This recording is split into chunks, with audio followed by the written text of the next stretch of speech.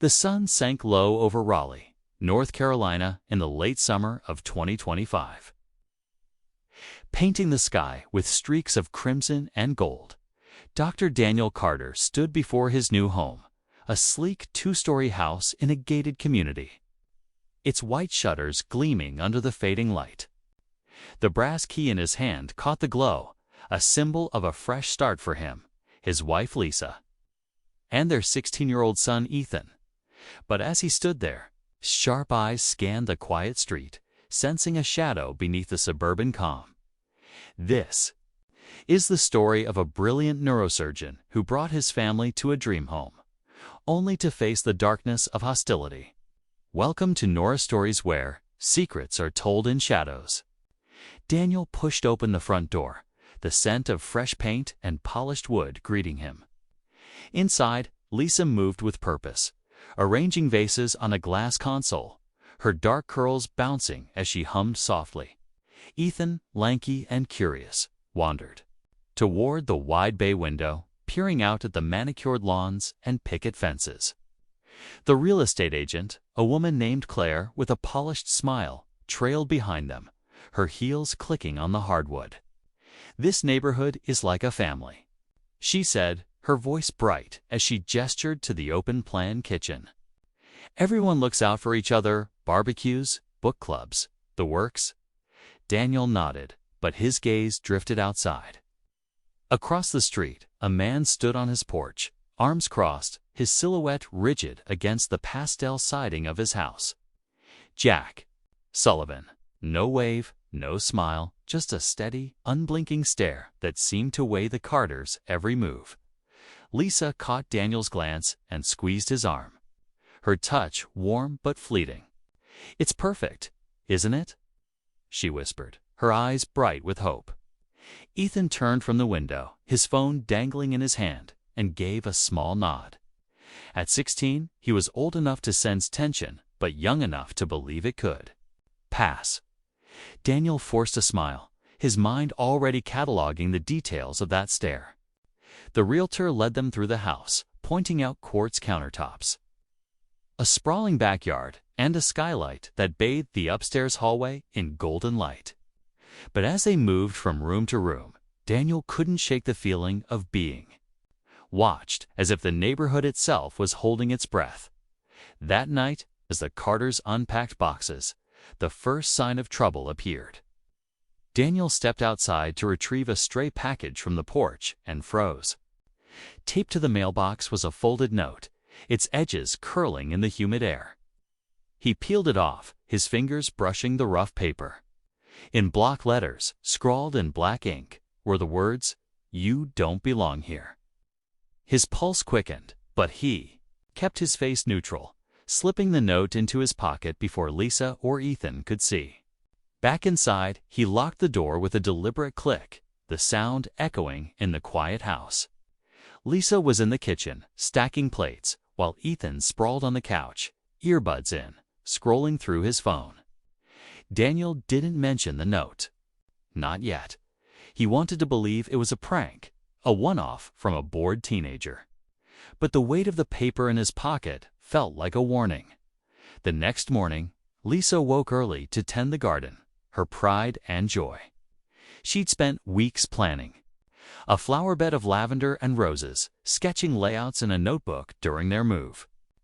Daniel joined her, sipping coffee as she knelt in the soft earth, her hands deftly planting seedlings. But as she dug, her trowel hit something hard.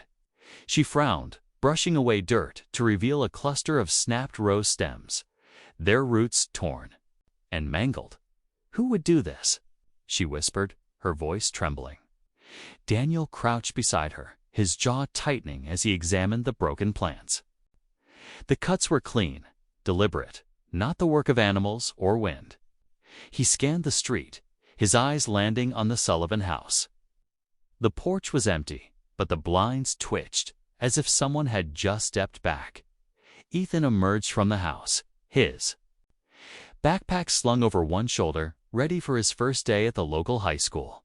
"Everything okay?" he asked, his voice casual but his eyes sharp. Daniel nodded, forcing a smile. just some gardening mishap. You'll be late for the bus." Ethan hesitated, sensing the tension, but jogged off, his sneakers slapping the pavement. Lisa stood, brushing dirt from her knees, her face pale. "It's probably just kids," she said, but her voice lacked conviction. Daniel didn't respond. He was already calculating, his mind trained from years of navigating operating rooms, where every move had to be precise. That evening, as the Carters sat down to dinner, the air felt heavier. The dining room, with its chandelier and polished oak table, should have been a haven, but the note in Daniel's pocket burned like a coal. He cut into his steak, listening as Lisa recounted her day at the local middle school, where she'd started teaching history. Her words were bright, but her hands fidgeted with her napkin, betraying her unease. Ethan was quieter than usual, his fork pushing mashed potatoes in circles. "You okay, buddy?" Daniel asked, his tone gentle but probing. Ethan shrugged. "Just, some guys at school were weird. Asked where I'm really from." Lisa's fork paused midair, her eyes meeting Daniel's. They didn't need to say it aloud. They'd heard those questions before. It's a coded language that marked them as outsiders. The next day, Daniel returned from the hospital to find Ethan in the front yard, crouched near a row of shrubs. "Dad, look at this," he called, his voice low. Daniel joined him, his heart sinking as Ethan pointed to a small black device nestled in the foliage. A camera, its lens glinting like an unblinking eye, pointed directly at their front door. Daniel's fingers twitched, resisting the urge to smash it. Instead, he carefully removed it, noting the model number etched on its side. "Tell Mom yet," he said, his voice steady but firm. Ethan nodded, his jaw tight, and pulled out his phone to record the discovery. The boy's instinct to document everything was a habit Daniel both admired and feared. It meant Ethan was already bracing for the worst. Over the next week, the incidents piled up. The mailbox was stuffed with rotting fruit, the stench seeping into the morning air. The Carters' new SUV, parked in the driveway, sported a deep scratch along its side. The paint peeled back like a wound. Anonymous letters arrived from the HOA, citing violations for things like excessive garden decorations or improperly trimmed hedges. Despite Lisa's meticulous care, each night Daniel stood by the upstairs window, watching the Sullivan house. Jack was always there, a shadow on the porch, his beer bottle catching the streetlight as he raised it in a mocking toast. His sons, two broad-shouldered teens with smug grins, often joined him, their laughter carrying across the street like a taunt. Lisa tried to keep the family grounded. She baked cookies, invited neighbors over, and signed up for the community book club, determined to win them over. But the neighbors' smiles were thin, their conversations clipped. At the book club, a woman named Helen, with frosted blonde hair and a pearl necklace, remarked, "It's so brave of you to move here. Not everyone fits in right away." Lisa's smile froze, her fingers tightening around her coffee mug. When she recounted the moment to Daniel, her voice shook. "They don't want us here, Dan. I can feel it."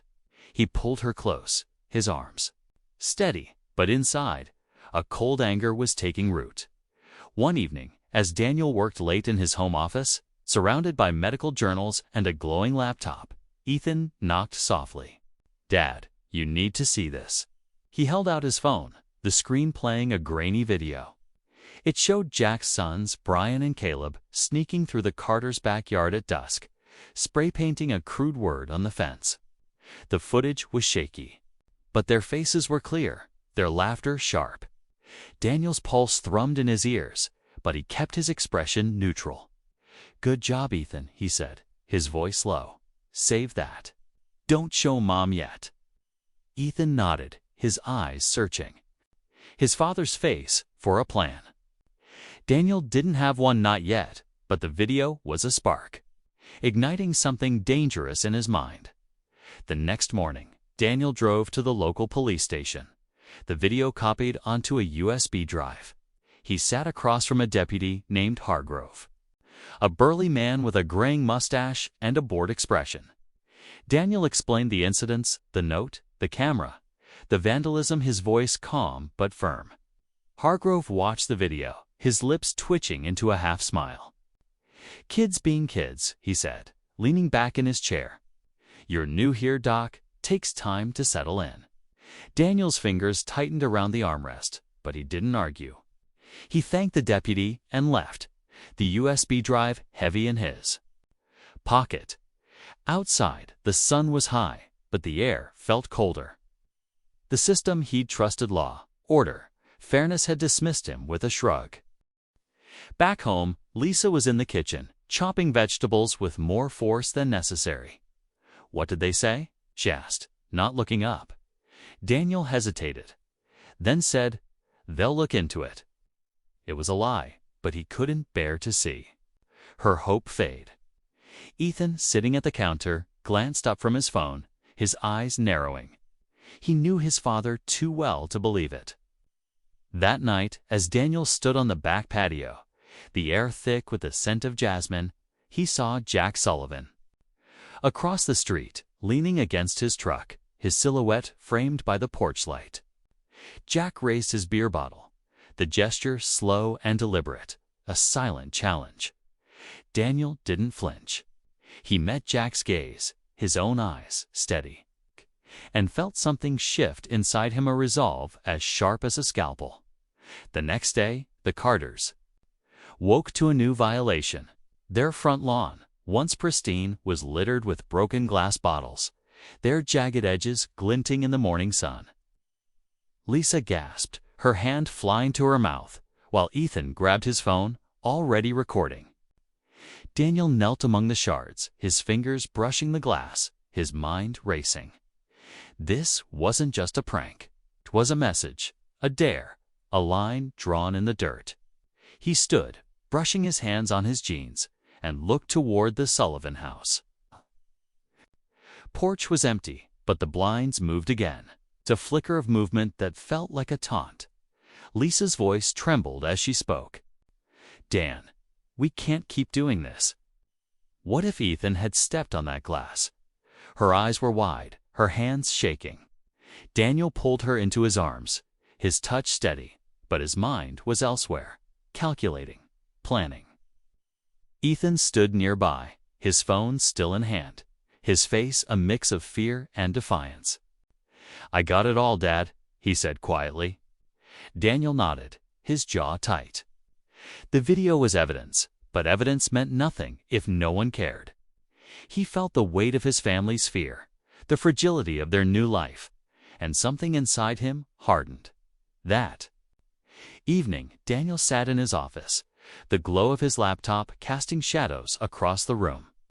He opened a medical database, his fingers moving swiftly as he searched for compounds, neurotoxins, subtle and untraceable, that could disrupt the brain's signals without leaving a mark.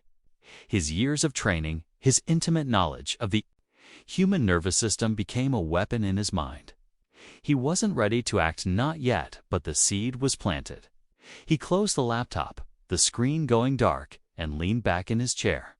Outside, the neighborhood was silent, but the Sullivan house loomed like a storm cloud. The next morning, Lisa found a new note tucked into the mailbox. This one, written in red ink. "Leave or pay the price." She showed it to Daniel, her hands trembling, her eyes pleading for a solution. He folded the note carefully, his face unreadable, and slipped it into his pocket. "We'll handle this," he said, his voice calm but resolute. Lisa nodded, wanting to believe him, but her shoulders remained tense. Ethan watched from the doorway, his phone in hand, his silence louder than words. Daniel stepped outside, the morning air cool against his skin. He scanned the street, his eyes lingering on the Sullivan house.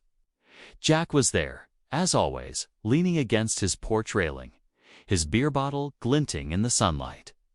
Their eyes met, and for a moment, the world seemed to pause. Daniel didn't wave, didn't smile. He simply stood there, his posture steady, his gaze unwavering. The neighborhood might have been watching, but in that moment, it was just the two of them, locked in a silent battle. Daniel turned back to his house, his steps measured, his mind racing. This was no longer about fitting in. This was about survival. As the sun climbed higher, Daniel knelt in the garden, helping Lisa replant the ruined roses. His hands moved with precision, but his thoughts were elsewhere, mapping out a plan. The notes, the camera, the glass, they were all pieces of a puzzle. And Daniel was beginning to see the shape of it. He glanced at Ethan, who was filming the street, his phone steady despite the tension in his shoulders. Lisa's hands trembled as she packed dirt around a seedling, her breath uneven. Daniel reached for her hand, his touch a silent promise. They would not be driven out. Not by Jack Sullivan, not by anyone. The day ended with the Carters on their porch, the air heavy with the scent of fresh earth and unspoken fear. Daniel stood at the railing, his coffee mug warm in his hands, his eyes fixed on the Sullivan house. The blinds were still, but he knew they were being watched. Lisa sat beside Ethan, her arm around his shoulders, her voice soft as she spoke about school. But Daniel's mind was elsewhere, turning over possibilities, weighing risks. The neighborhood might have been quiet, but beneath the surface, a storm was brewing. And Daniel Carter, with his steady hands and sharper mind, was ready to meet it. The streetlights flickered on, casting a pale glow over the quiet Raleigh suburb as dusk settled in late summer. 2025. A shadow moved near the Carters' white picket fence, swift and deliberate, disappearing into the shrubs before the light could catch it. Dr. Daniel Carter stood at his kitchen window, his reflection sharp against the glass, his eyes scanning the darkness. In the shadows, hostility becomes a weapon. But Dr. Daniel Carter is not a man to be broken. NorahStories continues the tale of a man pushed to his limits. The air inside the Carter home felt thick, heavy with the weight of the past weeks. Violations. The note taped to the mailbox. The mangled rose bushes. The hidden camera in the shrubs. Each incident had carved a deeper wound into the family's sense of safety. Lisa sat at the kitchen counter, her hands wrapped around a mug of tea, her knuckles pale. Ethan sprawled on the living room couch, his phone glowing, but his usual chatter about school or video games was absent. Daniel moved silently, clearing the dinner plates, his mind elsewhere, replaying the deputy's dismissive shrug at the police station. The system had failed them, and the Sullivan house across the street loomed like a constant reminder of that. Failure. The next morning, Daniel woke to a sharp cry from the driveway. He bolted outside, his pulse racing, to find Lisa standing beside their SUV, her hands trembling as she pointed to the tires. All four were slashed, deep gashes cutting through the rubber, leaving the vehicle slumped like a wounded animal. Was supposed to take Ethan to school, she whispered, her voice cracking. Daniel knelt beside the car, his fingers tracing the cuts, clean and precise, not the work of a random vandal. He glanced toward the Sullivan house, its porch empty but the blinds twitching, a telltale sign of someone watching. Ethan appeared in the doorway, his phone already out, courting the scene with a grim determination that made Daniel's chest ache. The boy was learning too quickly that trust was a luxury they couldn't afford. Lisa called a tow truck while Daniel drove Ethan to school in his sedan, the silence between them heavy. Ethan stared out the window, his jaw tight. "Some kids at school said I don't belong here," he said finally, his voice low. "They're friends with Brian and Caleb Sullivan." Daniel's grip tightened on the steering wheel, but he kept his tone steady. "You belong wherever you choose to be, Ethan. Don't let them tell you otherwise." Ethan nodded, but his eyes stayed fixed on the passing streets, as if searching for something to hold on to. Daniel dropped him off, watching as his son walked toward the school, his shoulders hunched against invisible blows. Back home, Lisa was waiting, her arms crossed, her eyes red. "This isn't just kids, Dan," she said, her voice sharp with fear. "This is personal. They're targeting us." Daniel pulled her close, feeling her tremble against him, but his mind was racing, cataloging every detail: the slashed tires, the camera, the notes. He didn't tell her about the latest letter he'd found that morning, tucked into the mailbox with the others, this one in red ink. Next time, it's not just the car. He slipped it into his pocket, his face a mask of calm, but inside, a cold. Fury was building, as precise and controlled as his hands in the operating room. That afternoon, Daniel drove to the hospital, his mind still on the tires, the letter, and Ethan's words. At Raleigh General, he moved through the sterile halls with his usual precision, nodding to nurses, reviewing patient charts. But in his office, behind closed doors, he opened his laptop and began searching. Not patient records or surgical protocols, but something darker: neurotoxins, compounds that could disrupt the brain's signals without leaving a trace. His fingers moved swiftly, pulling up medical journals. Studies on substances like tetrodotoxin and botulinum, their effects subtle, but devastating. He made notes in a small, leather-bound journal, his handwriting neat, onset time, minutes, traceability, minimal. Clearance, rapid. Each word was a step, a piece of a puzzle he wasn't ready to fully assemble. At home, the tension grew. Lisa stopped attending the neighborhood book club, her enthusiasm for fitting in replaced by a quiet wariness. Ethan spent more time in his room, his phone a constant companion as he documented every suspicious movement. One evening, as Daniel mowed the lawn, he caught sight of Brian and Caleb Sullivan across the street, leaning against their father's pickup, their eyes fixed on him. Caleb spat onto the pavement, a deliberate arc, while Brian smirked, tossing a baseball between his hands. Daniel paused, the mower's hum fading, and met their gaze. His face remained impassive, but his heart thudded, a rhythm of anger he forced himself to control. That night, Ethan showed him another video. The footage was shaky, captured from his bedroom window, but it was clear: Jack Sullivan and his sons, standing in the Carters' backyard under the cover of dusk, splashing red paint across the wooden fence. The word "outsiders" stood out, bold and jagged, the paint dripping like blood. Their laughter echoed, sharp and cruel, as they slipped back into the shadows. Daniel watched the video twice, his jaw tight, his mind racing. "Don't show, Mom," he said, his voice low but firm. Ethan nodded, his eyes searching his father's face. "What are we going to do, Dad?" he asked, his voice barely above a whisper.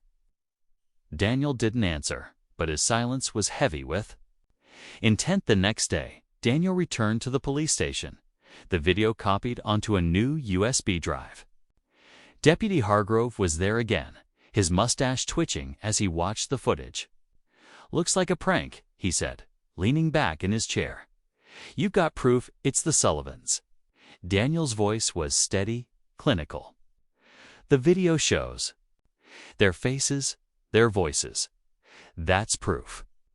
Hargrove shrugged, his eyes flicking to the clock.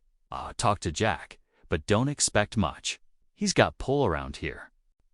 Daniel left the station, the USB drive untouched on the deputy's desk. His anger a cold, sharp thing now, like a blade honed in silence. Back home, Lisa was in the backyard, scrubbing the paint from the fence, her movements frantic. Daniel joined her, his hands steady as he helped, but his eyes kept drifting to the Sullivan house. Jack was on his porch, as always, his beer bottle glinting as he raised it in that mocking toast. Daniel didn't look away this time. He held Jack's gaze, his expression unreadable, but inside his mind was turning, calculating. The police wouldn't act. The neighborhood wouldn't intervene. It was just them now, the Carters against a hostility that grew bolder by the day. The next incident came at school. Ethan came home with a bruised cheek, his eyes downcast. "It was Brian Sullivan," he said, his voice flat. "He and his friends cornered me in the locker room. Said I should go back to where I came from." Lisa's hands flew to her mouth, her eyes wide with panic. Daniel knelt in front of Ethan, his hands gentle but firm on his son's shoulders. "You did nothing wrong," he said, his voice steady. "They're the ones who don't belong here." But as he spoke, his mind was elsewhere, replaying the journal entries, the chemical names, the possibilities. That night, Daniel sat in his office, the glow of his laptop casting long shadows across the room. He pulled up a restricted hospital database, his credentials granting him access to inventory records. He typed carefully, requesting a small batch of vials neurotoxins used in rare neurological studies. Their use tightly controlled, but not questioned when ordered by a surgeon of his caliber. The request went through without a hitch, the approval notification blinking on his screen. He leaned back, his fingers drumming lightly on the desk, the sound steady like a heartbeat. The vials would arrive tomorrow, small and unassuming, but heavy with potential. Outside, the neighborhood was quiet, the streetlights casting pools of light on the pavement. But Daniel felt the weight of eyes on his home, the Sullivan house a constant presence.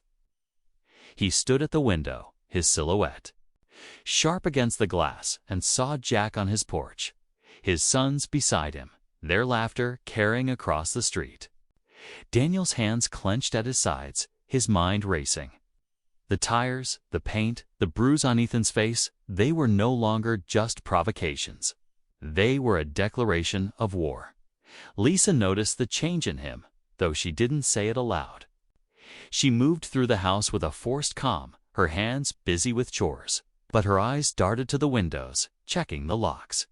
Ethan, too, was quieter, his phone a shield he held close, his videos a growing archive of their ordeal.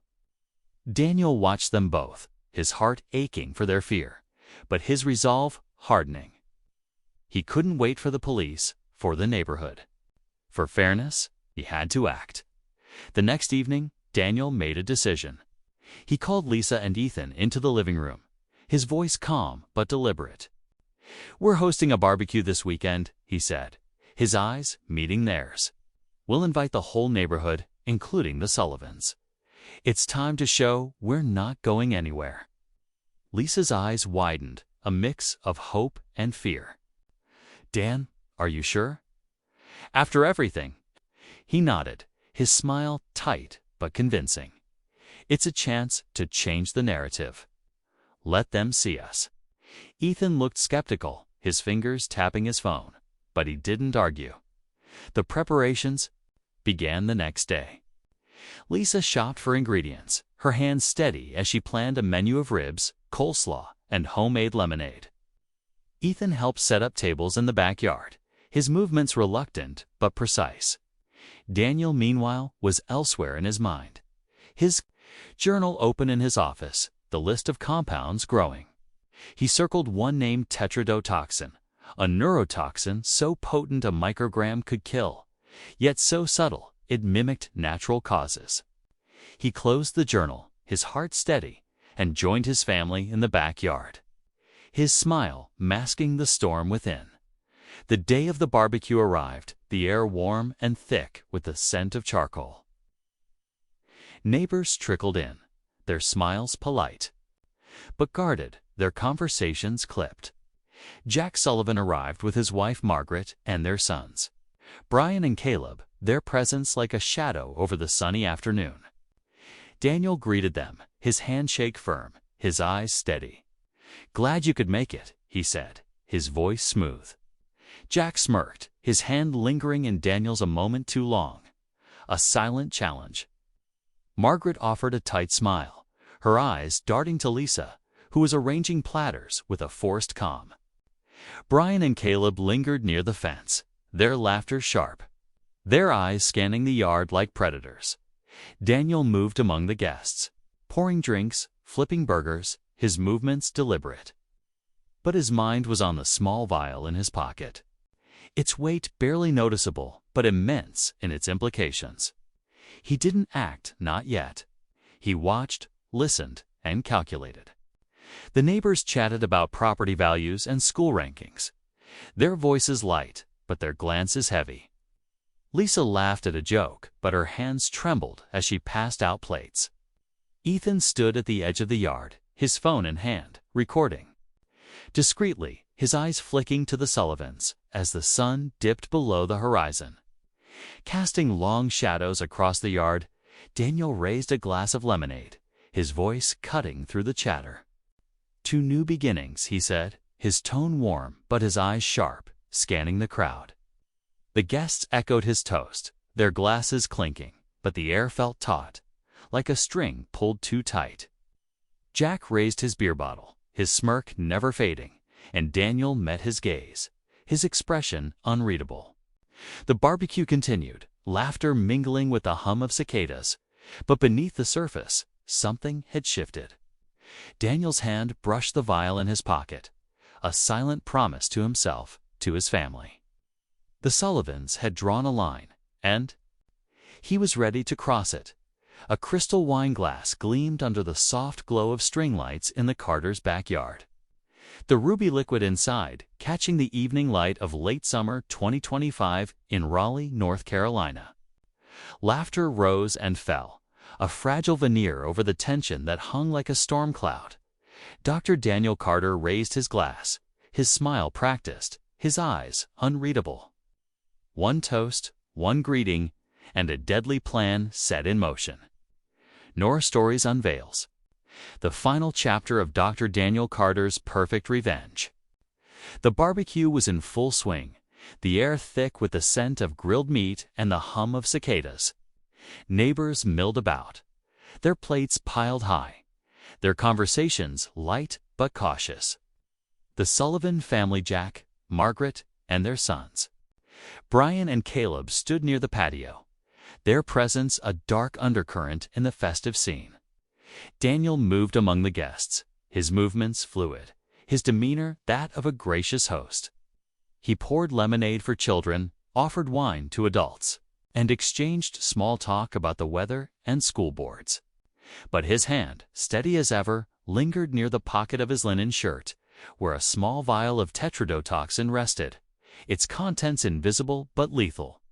Lisa, arranging a tray of cornbread, caught his eye, her smile tight with worry. Ethan stood by the fence, his phone in hand, recording the crowd with a vigilance that belied his 16 years. Daniel approached the Sullivans, his expression warm but calculated. "Jack, Margaret, glad you could join us," he said, handing them each a glass of wine. His fingers brushed the rim of Jack's glass, a fleeting motion unnoticed in the bustle. Margaret accepted hers with a polite nod, her eyes darting to the crowd, as if searching for an escape. Brian and Caleb took their drinks lemonade, laced with the same subtle poison, without a second glance, their smirks intact. Daniel raised his glass, his voice cutting through the chatter. "To neighbors, to peace, to starting fresh," he said, his tone sincere. His eyes locked on Jack's. The Sullivans raised their glasses in return, the clink sharp in the warm evening air. For a moment, the world seemed to pause. The toast, a fragile bridge over a chasm of distrust. The evening wore on, the string lights casting a golden glow over the backyard. Neighbors laughed, children chased fireflies, and the Sullivans mingled, their arrogance softened by the wine. Daniel watched, his face a mask of calm, but inside, his mind was a metronome, ticking down the minutes. Tetrodotoxin was a fast, subtle, and a neurotoxin that could stop a heart or paralyze a diaphragm without leaving a trace. He'd calculated the dose meticulously enough to kill, not enough to raise suspicion. As the last guests drifted toward their cars, Jack clapped Daniel on the shoulder, his grip too tight, his smile too sharp. "Nice party, Doc," he said, his voice low. "Let's keep the peace." "Yeah." Daniel nodded, his smile unwavering. But his eyes held a promise Jack couldn't see, The next morning, the neighborhood woke to chaos. Margaret Sullivan was found at the base of her staircase, her body crumpled, her face frozen in a silent gasp. Lisa saw it first, glancing out the kitchen window as she brewed coffee. She screamed, the mug slipping from her hands, shattering on the tile. Daniel rushed across the street, his medical bag in hand, dropping to his knees beside Margaret. He checked her pulse, his movements precise, but there was nothing, no heartbeat, no breath. He performed CPR, his hands steady, but his mind was elsewhere, replaying the toast, the wine, the plan. Paramedics arrived, their sirens cutting through the morning calm, but it was too late. They called it sudden neurological collapse, likely a stroke. No signs of trauma, no history of illness. Just a tragedy, they said, as neighbors gathered. Their whispers sharp with shock. Lisa sat at the kitchen table, her hands trembling, her eyes red. She was fine last night, she whispered, her voice barely audible. Ethan hovered nearby, his phone clutched tightly, his face pale. Daniel stood by the window, watching the Sullivan house, now swarmed with paramedics and curious onlookers. Jack stood on his porch, his face ashen, his beer bottle absent for the first time. Daniel met his gaze across the street, his expression one of practiced concern. But inside, a cold satisfaction settled, the first piece of his plan falling perfectly into place. A week later, the neighborhood was still reeling. Whispers of Margaret's death spread bad luck, a fluke, a hidden condition. But Daniel knew better. He returned to the hospital, his routine unchanged, his hands steady as he performed surgeries, his mind sharp as he reviewed charts. In his office, behind closed doors, he opened his journal, crossing out Margaret's name with a single, deliberate line. The vial was gone, disposed of in a biohazard bin, untraceable.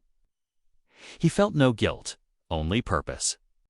The Sullivans had drawn first blood tires, slashed, paint thrown. Ethan bruised and, now the scales were tipping. The second blow came on a quiet Saturday afternoon. Jack Sullivan was in his front yard, his lawnmower roaring as he cut precise lines in the grass. Daniel watched from his porch, a glass of iced tea in hand, his posture relaxed but his eyes alert. Jack paused, wiping sweat from his brow, then stumbled, his hand clutching his chest. The mower sputtered to a stop, and Jack collapsed, his body sprawled across the green lawn. Neighbors rushed over. Someone called 911, but Daniel was there. First, kneeling beside Jack, his fingers checking for a pulse he knew wouldn't be there. He performed CPR again, his movements mechanical, his face a mask of urgency. Paramedics arrived, but their efforts were futile. Another neurological collapse, they said as they loaded Jack's body onto a stretcher. No drugs, no trauma, no answers. Just another healthy man, gone in an instant. Back home, Lisa was silent, her hands folded tightly in her lap. Ethan sat across from her, his phone dark, his eyes searching his father's face. 2 in a week, Dad, he said, his voice low. That's not normal. Daniel met his son's gaze, his expression calm but unyielding. Sometimes life isn't fair, he said, his words carefully chosen.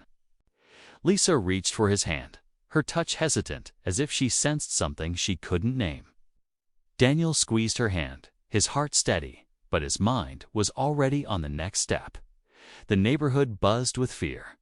Conversations at mailboxes and over fences turned to curses, bad omens, the Sullivan house now a specter of loss. Daniel heard the whispers as he walked to his car each morning, felt the eyes of neighbors lingering a little too long. At the hospital, he ordered another batch of vials, his request buried in routine paperwork, his reputation shielding him from scrutiny. The compounds arrived, small and clear, tucked into a locked drawer in his office. He didn't touch them, not yet, but their presence was a comfort, a reminder of the power he held. The final act came quietly, almost anticlimactically. Brian Sullivan, the eldest son, was found in his bed one morning, his body still, his hand curled over his chest. His girlfriend, pale and sobbing, called for help, but the paramedics' efforts were as futile as before. The autopsy report echoed the others. Sudden neurological collapse. No toxins, no disease, no answers. The neighborhood was a graveyard. Of whispers now, the Sullivan house a hollow shell, its windows dark, its lawn overgrown. Daniel stood in his office, crossing out Brian's name in his journal, his pen steady, his breath even. The plan was complete, the threat eliminated. But the weight of it settled like dust in his chest. Ethan was the first to break the silence. Late one night, as Daniel sat in his office, the boy knocked, his face pale, his eyes wide. "Dad." "Heard you," he said, his voice trembling. "On the phone, talking about compounds, doses. What did you do?" Daniel froze, his heart thudding, but his face remained calm. He stood, closing the distance between them, his hands gentle on Ethan's shoulders.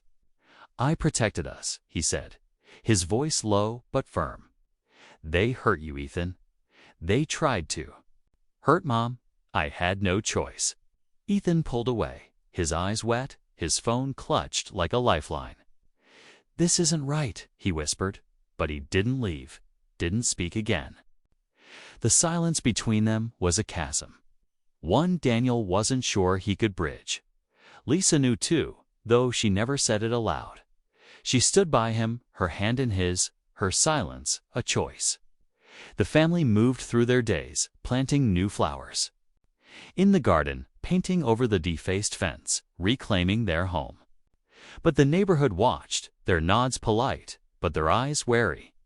The Sullivan house stood empty, a for sale sign tilting in the overgrown yard, its paint peeling like a fading memory. Daniel felt their stares, heard their whispers, but he didn't flinch. He'd done what was necessary, and the world kept turning. The police came, as he'd known they would. Two detectives, their faces grim, found him in his hospital office, surrounded by charts and medical texts. They asked about the Sullivans, their health, and their relationship with the Carters. "Just neighbors," Daniel said, his voice steady. His hands folded on his desk. "We had our differences, but nothing serious." They asked about his work, his access to compounds, and he answered with clinical precision, offering to show them the lab, the storage rooms. Everything was in order, VLs accounted for, records pristine. The detectives left, their suspicions unfulfilled, their notebooks empty. Daniel watched them go, his breath slow, his mind clear. The days that followed were quiet, too quiet. The Carters worked in their garden, planting marigolds and lavender, their hands steady in the dark soil. Neighbors passed by, their waves hesitant, their eyes lingering on the blooming flowers, the pristine lawn. Daniel stood on the porch, a coffee mug in hand, his gaze drifting to the Sullivan house. Its shutters were closed, its porch light unlit, a ghost of the family that had once stood there. Lisa joined him, her arm brushing his, her silence heavy but warm. Ethan sat nearby, his phone dark, his eyes distant. They didn't speak of it, not the deaths, not the plan, not the cost. But they felt it, a weight that bound them together. A secret that would never leave the garden. The neighborhood changed, its rhythm altered. Conversations were softer, glances quicker. The Carters were no longer outsiders, but they weren't welcomed either. They were a mystery, a question mark in a place that craved answers. Daniel knelt in the garden, pressing soil around a new bloom, his fingers steady, his heart calm. He looked up, meeting Lisa's eyes, then Ethan's. They didn't smile, didn't speak, but their presence was enough. The flowers bloomed, bright against the green, a testament to their survival, as the sun set, casting long shadows across the street. Daniel stood, brushing dirt from his knees. He looked at the Sullivan house one last time, its emptiness a mirror to the peace he'd fought for. The air was still, the cicadas silent, the world holding its breath. The Carters had won, but victory was a quiet thing, heavy with the price they'd paid. What is justice and what is its cost? Share your thoughts in the comments below.